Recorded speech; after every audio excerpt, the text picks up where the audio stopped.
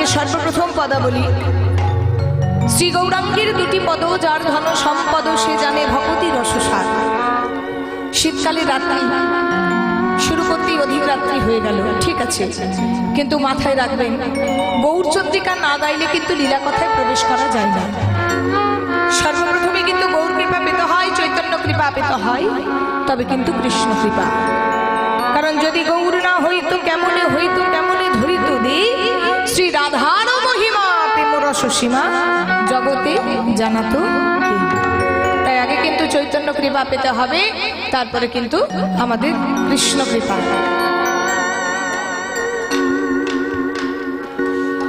তাহলে প্রথমে চৈতন্য কৃপা পেতে হবে, তবে কিন্তু কৃষ্ণ কৃপা।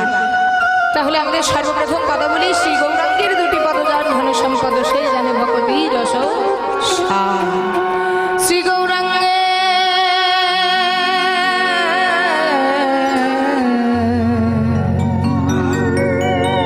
দুটি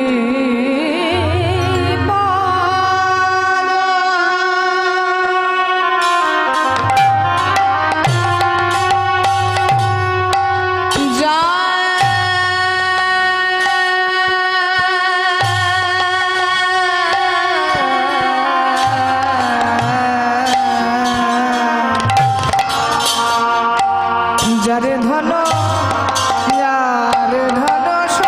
সে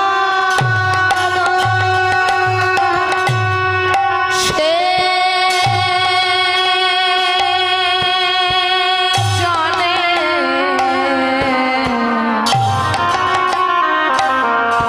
সে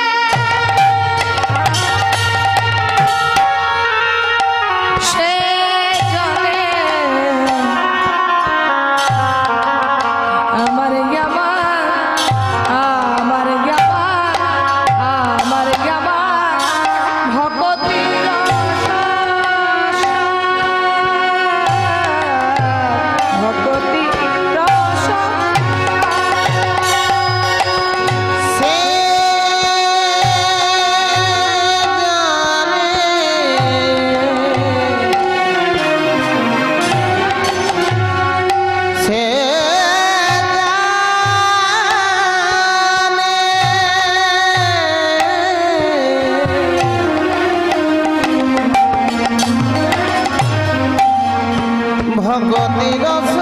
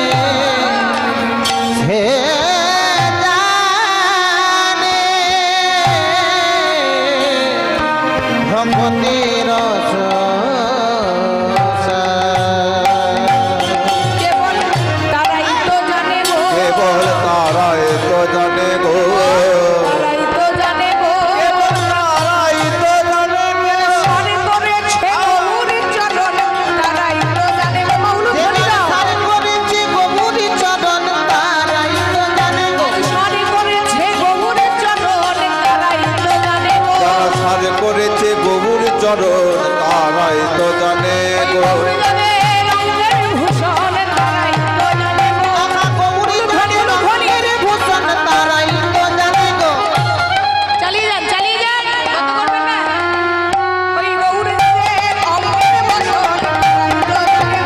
গৌর যাদে রঙ্গের বচন তারাই তো জানে গো।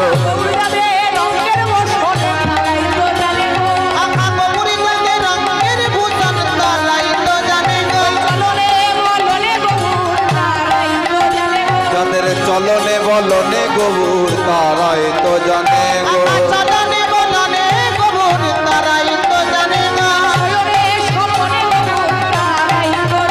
যাদের শয়নে স্বপনে গৌর তারাই তো জানে গো।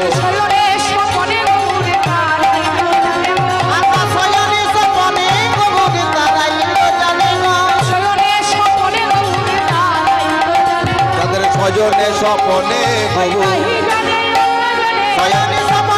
নাহি জানে অন্য জনে, নাহি জানে অন্য জনে, নাহি জানে অন্য জনে, নাহি জানে অন্য জনে।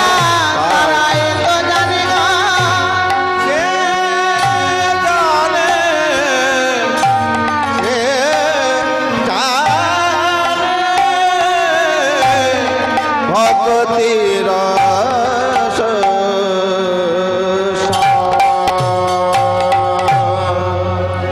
শ্রী গৌরাঙ্গের দুটি পদ যার ধন সম্পদ সে জানে ভক্তি রস সার। হরি বল।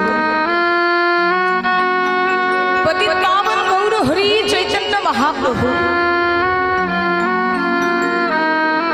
যিনি কলি যুগের অবতারের অবতরী। হরি বল। সবাই একটু উলুধ্বনি দেবেন মা, উলুধ্বনি।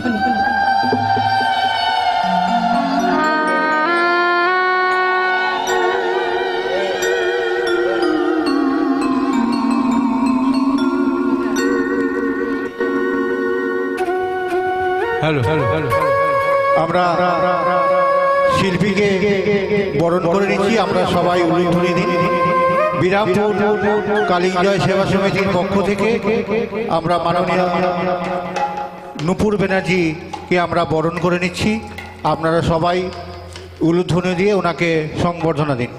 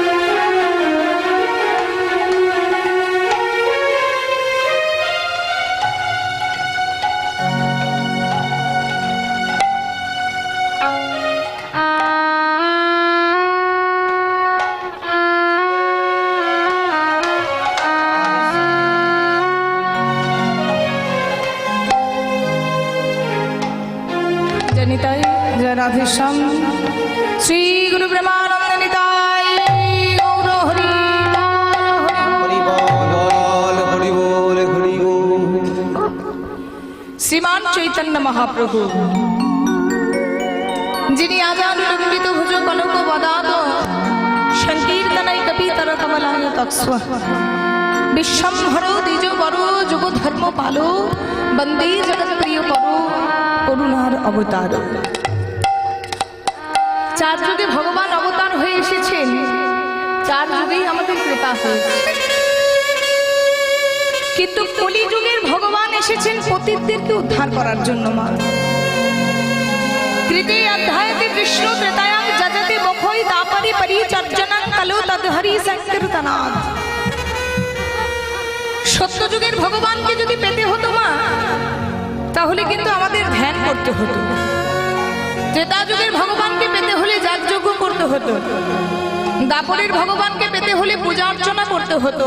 কিন্তু কলিযুগের মানুষ না পারবে ধ্যান করতে, না পারবে যাগযজ্ঞ করতে, না পারবে পূজা অর্চনা করতে, ধৈর্য বড় কম। তাই কলিযুগের মানুষ যাতে কৃষ্ণ কৃপা পায়, তাই কৃষ্ণ কৃপা পাওয়ার আগে চৈতন্য কৃপা পেতে হবে। চৈতন্য কৃপা যদি না হয় তবে কৃষ্ণ কৃপা কোনোদিন হয় না। আর এই চৈতন্য মহাপ্রভুকে লাভ করার জন্য একটাই পথ খোলা, মা হরির নাম হরির নাম হরির নামই বা কেবলম কালো নাস্তেব্য নাস্তেব্য নাস্তেব্য গতিরও অন্যথা।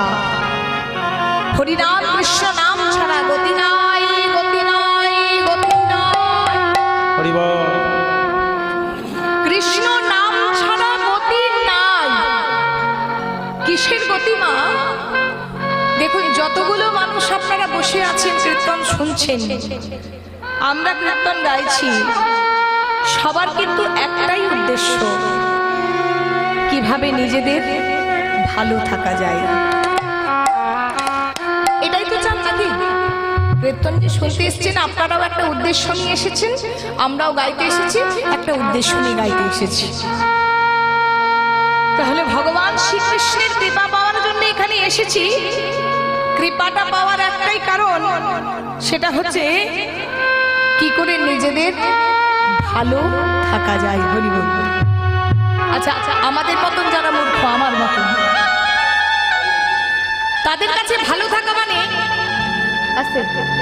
তাদের কাছে ভালো থাকা মানে কি? টাকা পয়সা। অনেকের মনের ভ্রান্ত ধারণা, যাদের টাকা পয়সা আছে তারা ভালো আছে, যাদের টাকা পয়সা নেই তারা ভালো নেই। ভুল কথা। অর্থই যদি সুখ আনত, অর্থই যদি শান্তি আনত, তাহলে মানুষ দিনের পর দিন কিন্তু কৃষ্ণ নামের প্রতি এত আগ্রহ বাড়ত না। আগে যখন কীর্তনের আসর হতো, যখন আমাদের বাবারা কীর্তন গাইতেন, আমাদের বাবাদের তুল্য যারা সম্রাট কীর্তনিয়া ছিলেন, তারা যখন কীর্তন গাইতেন, বড় বড় তালের গান গাইতেন, তখন কিন্তু মুসলিমেও কতগুলো বুড়ো লোক বসে বসে শুনত, শোনার পর চলে যেত, যেটা হয়। কিন্তু তখনও কিন্তু ভালো করে মানুষ বোঝেনি যে সনাতন ধর্মটাকে স্ট্রং করতে হলে, সনাতন ধর্মটাকে আরো বড়ভাবে সুন্দরভাবে এগিয়ে নিয়ে যেতে হলে আমাদের কৃষ্ণ চরণে সবাইকে নিমজ্জিত করতে হবে। তখনকার কীর্তনের শ্রোতা এখনকার কীর্তনের শ্রোতা বহু গুণ বেড়ে গেছে। দেখুন, এত ঠান্ডার মধ্যেও কিন্তু আপনারা একদম আসর ভর্তি করে মানুষজন বসে আছেন অধীর আগ্রহে কীর্তন শোনার জন্য, হরি কথা কৃষ্ণ কথা শোনার জন্য। আগে যেমন ভাগবত পাঠ হতো, সামনে কয়েকটা বুড়ো বসে বসে শুনতো না, এখন ভাগবত পাঠে আপনি ভক্ত দেখলে অবাক হয়ে যাবেন, প্রচুর ভক্ত। আপনারা তো জানেন, কীর্তনে তখন বুড়ো লোকগুলো বসে বসে শুনতো, এখনকার দেখুন ছোট বাচ্চা থেকে ইয়াং জেনারেশন বুড়ো পর্যন্ত সবাই বসে বসে শোনে। এটা আমাদের গর্বের কথা, এটা আমাদের সত্যি কথা, মানে সত্যি গর্বের কথা যে যত দিন যাচ্ছে প্রত্যেক ঘরে ঘরে কীর্তনের রেওয়াজটা বাড়ছে। আগে সারা গ্রাম জুড়ে একটা 24 প্রহর হতো, একটা অষ্টম প্রহর হতো, এখন সারা গ্রামে কিছু না হোক 8 থেকে 10 বার করে কীর্তন হচ্ছে। এটা খুব ভালো কথা, এটা আপনাদেরও মঙ্গল আর আমাদের মতন কীর্তনিয়াদেরও মঙ্গল। তো সবারই কিন্তু একটাই উদ্দেশ্য, মা কি করে ভালো থাকা যায়। আর ভালো থাকার জন্যই কিন্তু আমাদের ভগবান ভজন, ভগবানকে ডাকার উদ্দেশ্য। এটা তো আপনারা অস্বীকার করতে পারবেন না যে নিজেরা ভালো থাকার জন্য আমরা ভগবানকে ডাকি। একবারও কখনো ভগবানের সামনে বসে বলেছেন, ভগবান তুমি ভালো আছো তো? কখনো বলেছেন? দেখুন, দেখবেন আমাদের বাড়িতে যেসব আমরা থালায় খাওয়া দাওয়া করি, সেই থালাগুলো কত বড় বড় হয়, কিন্তু কিছু কিছু মানুষ ভগবানকে যখন সেবা দেয় দেখবেন কোম্পানি স্পেশাল করে বার করে দেয় এইটুকু টুকু থালাগুলো, তাই না? তার মধ্যে 4-5টি নকুলদানা কিংবা 2টো বাতাসা, হ্যাঁ, একটা ছোট্ট গ্লাসে জল, ওই 4টে নকুলদানাতে আপনি 400 দেবতাকে ডেকে নেন, নামিয়ে দিলেন। যত যত দেবতার আসন পাতা আছে সব দেবতা এসে ওখানে কারাকারি ভাগাভাগি করে খেলো। কিন্তু আমাদেরকে যদি 10 জন মেম্বার আছে ঘরের মধ্যে, একটা থালার মধ্যে ভাত তরি তরকারি সমস্ত কিছু দিয়ে দেওয়া হলো, আর 10 জনকে ডেকে দিলেন, খাওয়া হবে? সেটা ভাবতে হবে।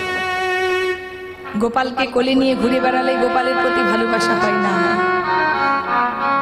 ভগবানের সামনে চোখে জল ফেললে ভগবানের প্রতি ভালোবাসা প্রকাশ হয় না।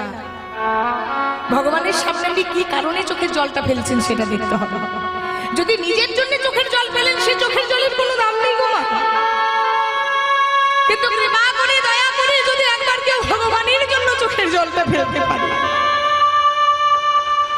অশ্রু, আনন্দ অশ্রু আর ভক্তি অশ্রু।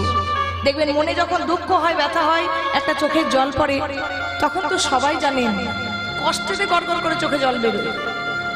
যখন অধিক আনন্দ হয়, আপনার ছেলে খুব ভালো পোস্টে চাকরি পেয়েছে, আপনার মেয়ের বিশাল ঘরে বিবাহ হচ্ছে, সবাই বাহবা দিচ্ছে, মেয়ে বিদায় হচ্ছে, আপনি কাঁদছেন কেন? আনন্দে কাঁদছেন। ছেলে মেয়ে ভালো রেজাল্ট করেছে, আনন্দে কাঁদছে। দুটো মেয়ের পর একটা ছেলে হয়েছে, আনন্দে কাঁদছেন। এই চোখের জলের দাম নেই মা। কিন্তু শোক অশ্রু আর আনন্দ অশ্রুর মাঝখানে একটা সবচেয়ে বড় মাপের অশ্রু আছে, সেটা হচ্ছে ভক্তি মার্গের অশ্রু।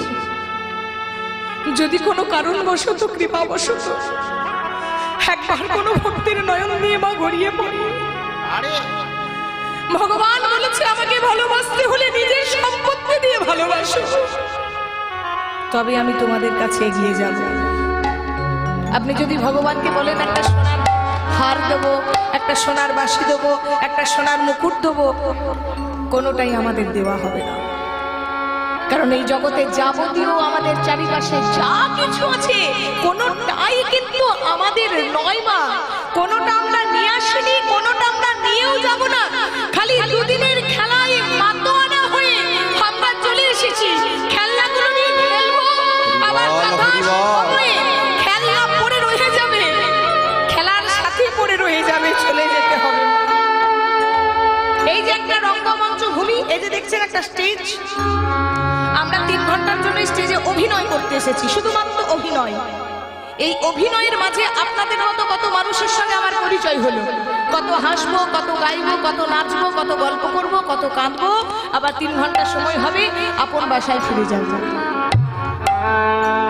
ঠিক তেমনই সংসারটা কিন্তু একটা রঙ্গমঞ্চ, স্টেজ বা ভূমি। সেখানে কেউ 40 বছর, কেউ 50 বছর, কেউ 60 বছর, কেউ 70 বছর, যে যত বছরের আয়ু নিয়ে এসেছে, আমরা খেলা করতে আসবো। আসা যাওয়ার মাঝখানে বাবা মা, ভাই বোন, স্বামী স্ত্রী, প্রেমিক প্রেমিকা, কত মানুষের সঙ্গে কত ভালোবাসা হবে, কত অভিমান হবে, কত ক্রোধ হবে, কত লোভ হবে, কত কামনা হবে, কত বাসনা হবে।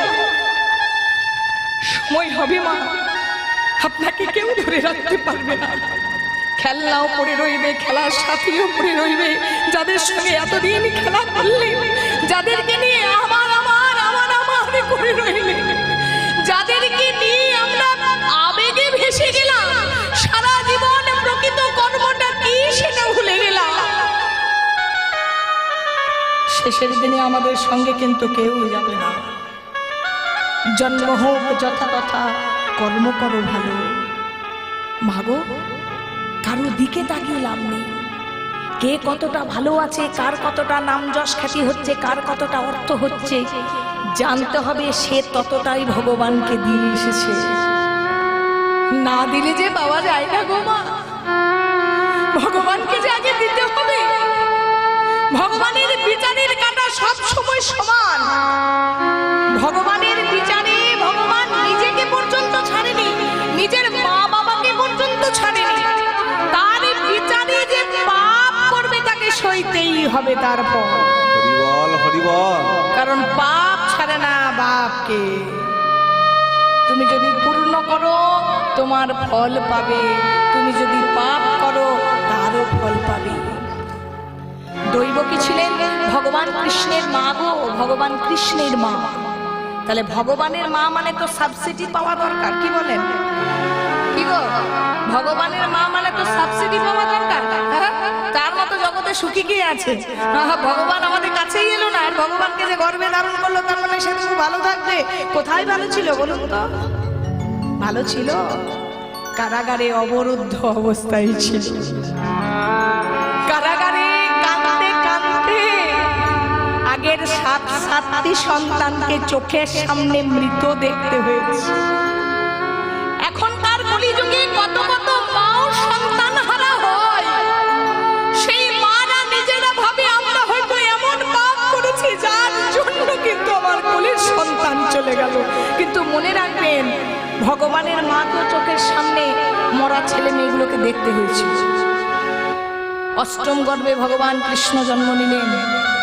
ভগবান কৃষ্ণ জন্ম নেওয়ার পর মাথায় করে তাকে নন্দালয়ে রেখে এলো। ভগবান কৃষ্ণ জন্ম নেওয়ার পর মা দৈবকীর স্তনদুগ্ধ ধারা মাটিতে ভিন দিয়ে পড়ছে আর ভগবানের জন্য কাঁদছে। নারায়ণ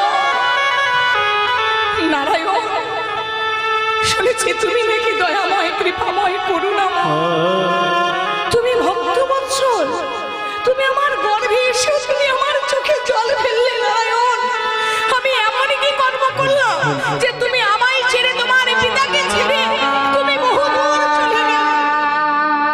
তোমাকে কাছে পেয়েও আমি কোলে বসিয়ে স্তনদুগ্ধ পান করাতে পারলাম না। এর চেয়ে মায়ের কষ্ট কিছু আছে? সন্তান জন্মের পর যদি মা দুগ্ধ পান করাতে না পারে, এর চেয়ে কষ্টের কিছু আছে? নারায়ণ দৈববাণী করে বলে দিলেন, মা গো, তোমার মনে নেই, কিন্তু একজনা যে ধর্মের কাঁটা নিয়ে বসে আছে, হরিবল, তোমার মনে নেই মা, কিন্তু আমার তো মনে আছে।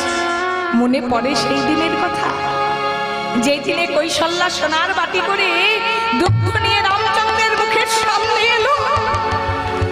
তুমি হিংসা করে রামচন্দ্রের মুখ থেকে দুধের বাটি কেড়ে উঠোনে আছাড় মেরে ফেললে।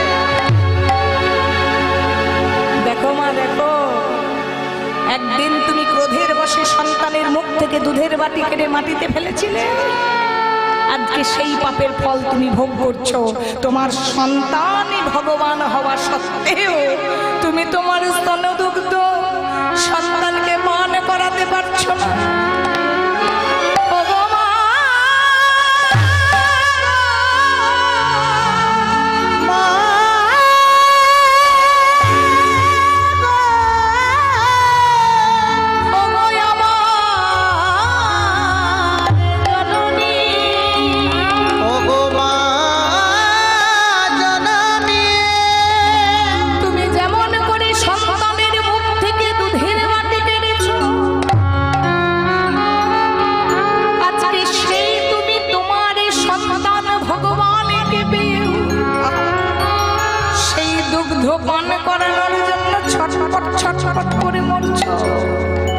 কেন জানো মা?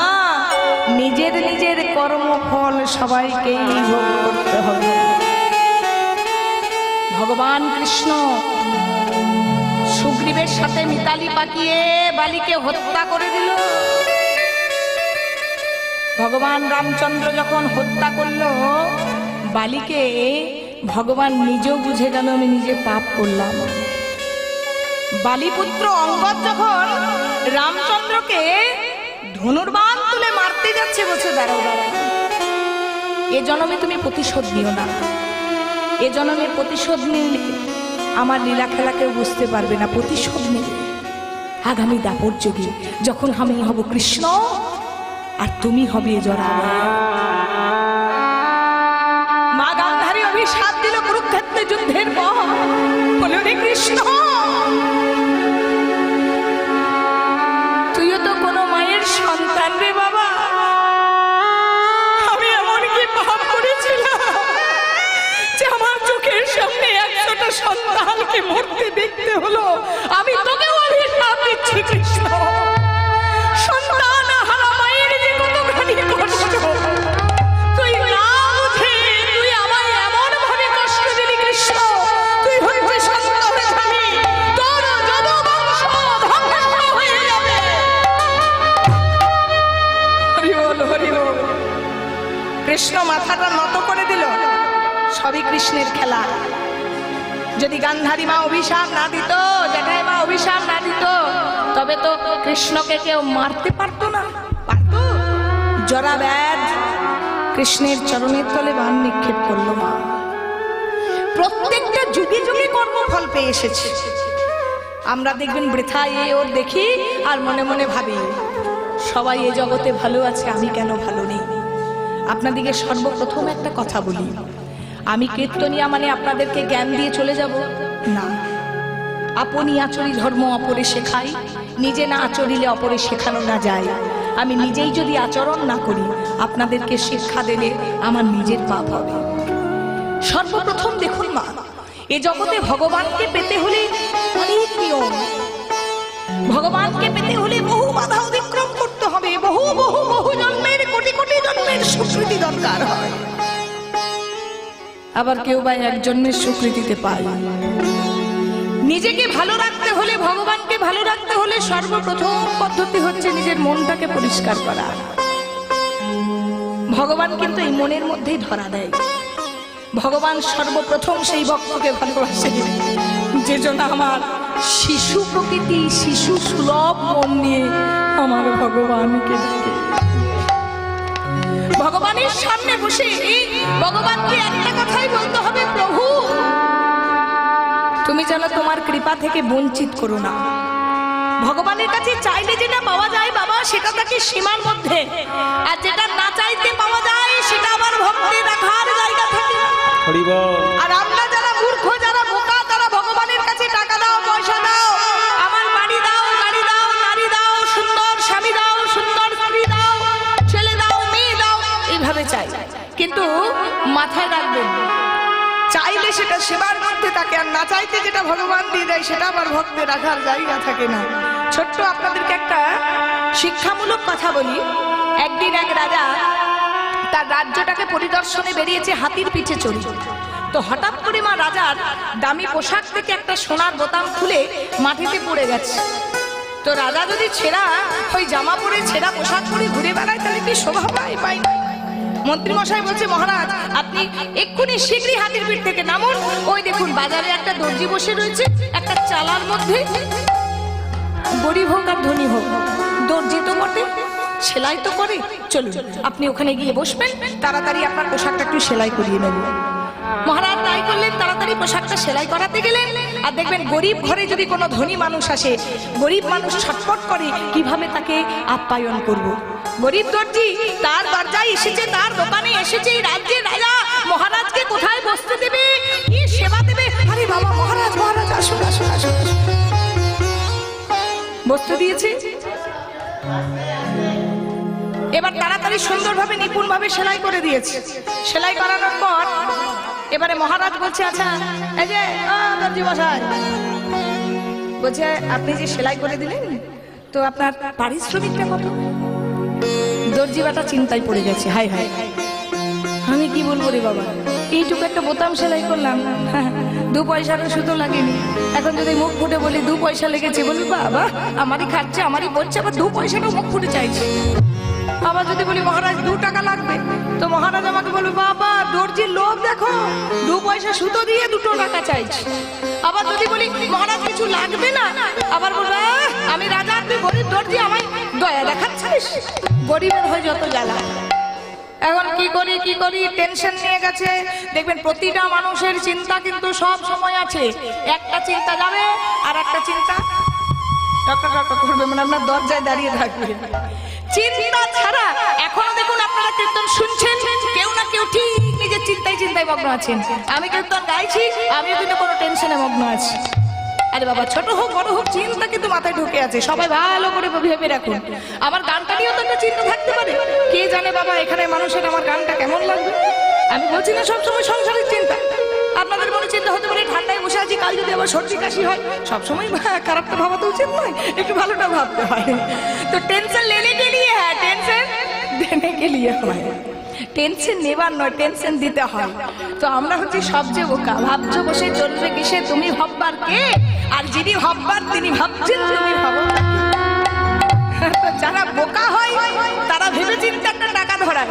আর দর্জি এখন করেছে কি, নিজের ওই 2 টাকা 2 পয়সার চিন্তাটা মহারাজের ওপর ট্রান্সফার করে দিয়েছে। বলছে মহারাজ হ্যাঁ আমি কিছু বলতে পারবো না, আপনি যা ভালো বোঝেন তাই দেন। এবার চিন্তাটা ছিল কার? দর্জি। চিন্তাটা ট্রান্সফার হলো কার কাছে? এবার বেটা মহারাজ চিন্তায় পড়েছে, হাই হাই 2 পয়সা সুতো লেগেছে। এখন যদি 2 পয়সা দিয়ে বলবে আবার রাজা কি কিপটে গো, বলবে না? 2 পয়সা সুতো আর 2 পয়সা দিব না, কি করা যায়।